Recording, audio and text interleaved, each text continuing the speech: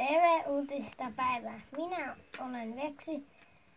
Päivän aiheenamme tänään on Suomen parhaat tomaatit, hurja mönkijämatka, jokiveden outo väri, pehmolelun puukottaja, myrkylliset pihlajanmarjat ja perinteiset päivän sää.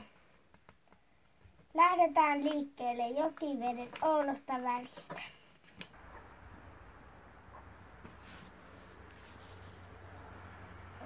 Olemme saapuneet Aurajoen rannalle Marko Kosken luo.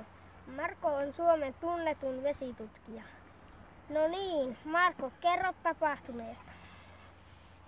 Elikkä tämä vesistö on saastunut. Tilanne on hirveän paha, kun tilanne vaan pahenee hetki hetkeltä. Näytteitä on otettu kauan aikaa.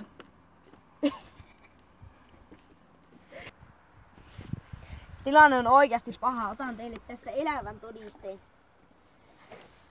Kuten näette, vesi on aivan sinistä. Kalapitoisuuskin on tästä järvestä hävinnyt. Se on tippunut 79,8%. Rantakasvitkin jopa tekevät kuolemaa.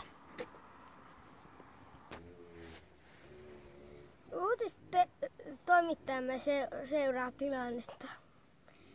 Tilanne on täysin käyttökelvoton ja joissa joki on täysin käyttökiellossa. Ei se onnistunut. Uutistoimistomme seuraa joen tilannetta. Joki on nyt täysin käyttökiellossa. Nyt olemme saapuneet myrkyllisten pihlajanmarjojen luo. Marketta Luota, ole hyvä ja kerro tilanteesta. Hei, tässä on tämänvuotinen pihlajanmarjatilanne ja se näyttää todella heikolta. Pihlajanmarjat ovat, kuten huomaatte, niitä on todella heikosti ja pihlajanmarjat ovat saaneet jonkin sortin fosforisäteilyä avaruudesta. Nyt näyttäisi myös siltä, että Olkiluodon tehtaasta on vuotanut jonkin sortin ainetta tänne pihlajiin tai jotain sellaista. Tässä on elävä esimerkki, että pihlajanmarjat eivät ole enää samaa tasoa. Tässä on Eevi, ja kuten huomaatte, Eevi on syönyt pihlajanmarjaa. Avaapas Eevi suu. Pihlajanmarjat tuottavat sinistä väriä ja tämä näyttää todella pahalta. Eevi, kerropas miltä tuntuu nämä pihlajanmarjojen syönnin jälkeen. Ei ole makua kiinni. Niin, eli makuaisti on tytöllä mennyt. Tutkimme tilannetta ja jatkamme tutkimuksia. Informoimme, jos tiedämme jotain lisää. Uutistoimistomme puolesta emme suosittele pihlajanmarjojen syömistä.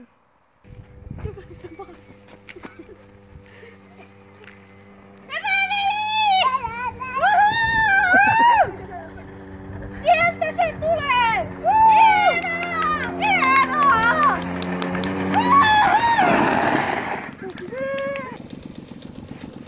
Nyt se on tullut. Suositun mönkijämatkailija Vili Paluta. Hän ajoi mönkijällä maailman ympäri. Kannustajat kannustivat hienosti. Miltä nyt tuntuu? Oliko matkalla ongelmia? No olihan sitä nyt 2 kertaa bensaloppuja ja oli kans todella rankkoja satteita. Minkälaisella kulkupelillä matkaa taitoit? Suzuki 50, jossa oli mukana tällainen torvi.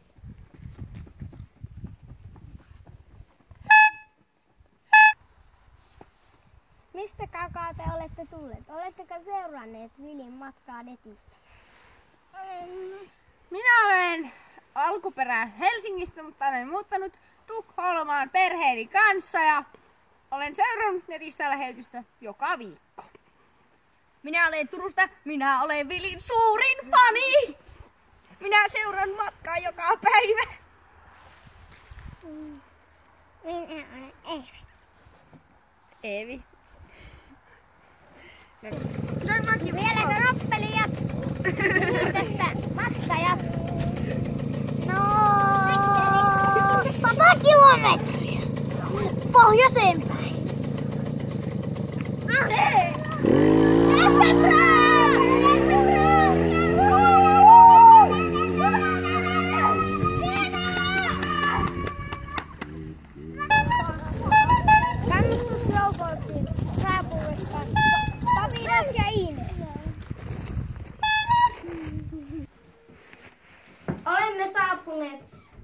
ensin pehmolelu ouksiin ja olemme saaneet havainnon Oulussa liikkuvasta pehmolelupuukottajasta. Professori Kivinen kertoo, olemme saaneet havainnon Oulussa liikkuvasta pehmolelupuukottajasta.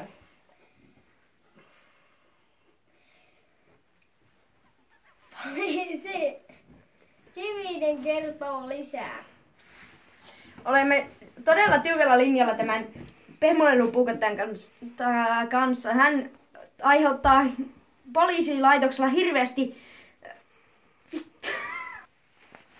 Olemme saaneet havainnon Oulussa liikkuvasta pehmolelupuukottajasta. Poliisi Kivinen, kertoisitteko lisää tapahtuneesta? No niin, eli asianlaitahan on tämä, että olemme nyt Oulun pehmolelusairaalassa ja uhreina ovat tällä hetkellä toiminut Pinkie Pie ja Ankka Pankka.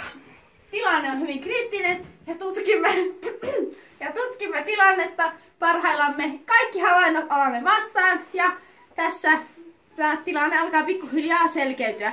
Muutama sitähän muisti sanoa, ja muutama tämmönen vinkki on jo tutkittu ja olemme jo uhrien jäljillä. Todennäköisesti liikkeellä on joku jengi. Poliisi Kivinen, kertoisitteko pehmolelu-uhrien vammoista? Juu, elikkäs minäpäs tähän valaisen tätä asiaa. Elikkä tässä on esimerkiksi Pinkie Pie. Hänen kaulansa oli hyvin lähellä, että valtimoi olisi mennyt rikki. Parhaat kirurgit ovat työskennelleet ja tikanneet haavasta hyvin siistin.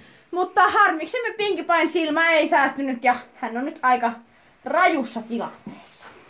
Toinen uhri on Ankka Pankka, jonka silmä koki myös kovia, eli hänellä on nappisilmä tällä hetkellä. Ja nokkakin oli aika pahasti irronnut, joten se jouduttiin kokonaan laittamaan takaisin kiinni ja kallo on haljennut. Olemme saaneet havainnon Oulussa liikkuvasta pehmolelupuukottajasta.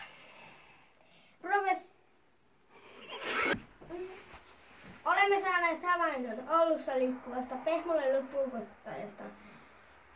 Poliisi Kivinen, kertoisitteko lisää tapahtuneesta? Kyllä, minähän kerron tapahtuneesta. Elikkäs me olemme nyt saaneet lukuisia vihjeitä ja puukottaja on todennäköisesti joku jengi ja tässä niin kuin nyt uhrien vammat ovat todella laajoja ja joku voisi kertoa ehkä enemmän lisää, koska minä en niistä kauheasti tiedä. Oulun pehmolelupoliisi kattaa kaikki vihjeet vastanneet tutkinnolla puukottaisen. Vihjeet voi lähettää oulunpehmolelupoliisi.fi osoitteeseen. Kiitos. Leikkaava Jaska, kertoisitteko lisää aiheesta? Tämä on ensimmäinen puukotusten uhri. Tämä on Pinkie Pie. Häneltä oli leikattu kaulaan syvä haava. Leikkauksessa oli monia komplikaatioita, joten emme pystyneet pelastamaan tätä silmää. Ja tässä on Ankka Pankka.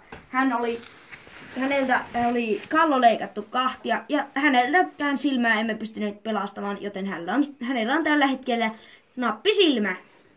Ja suu oli lähtenyt kokonaan irti, joten jouduimme ompelemaan se kokonaan takaisin siihen kiinni.